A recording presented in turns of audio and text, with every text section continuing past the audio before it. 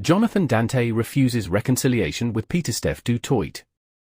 In a story that continues to reverberate through the rugby world, France's Jonathan Danty remains deeply bitter about his team's Rugby World Cup quarter-final exit at the hands of the Springboks.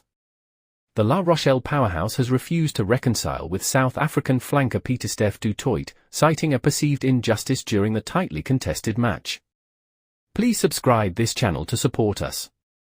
The controversial incident. Danty claims du Toit should have faced sanctions for a clearout that connected with his head during the quarter-final.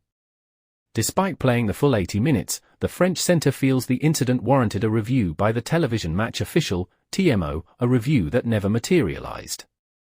Instead, South Africa eked out a nail-biting 29-28 victory, propelling them to their fourth Rugby World Cup title. Adding to the bitterness is a striking déjà vu for Danty. A year earlier, during a November 2022 international match, du Toit was red-carded for a similar clearout on Danty, forcing the French star off the field.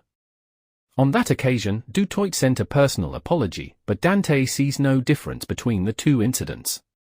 He had sent me a message to apologize for the first incident, Danty told French publication Midi Olympique.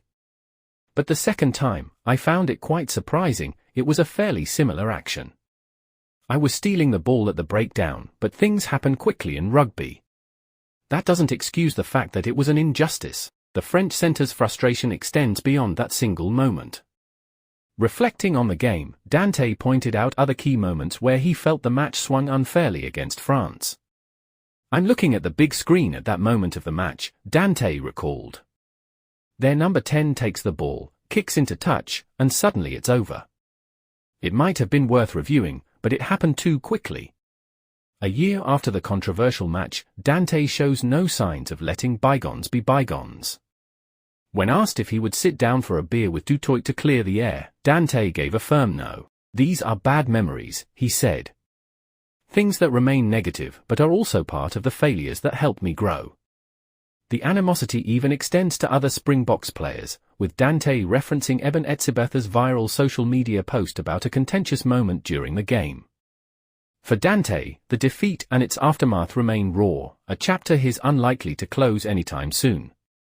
This lingering bitterness serves as a reminder of how moments in high-stakes matches can leave lasting scars, not just physically, but emotionally. As the rugby world moves forward, it remains to be seen whether these two players will ever reconcile. For now, the grudge holds firm.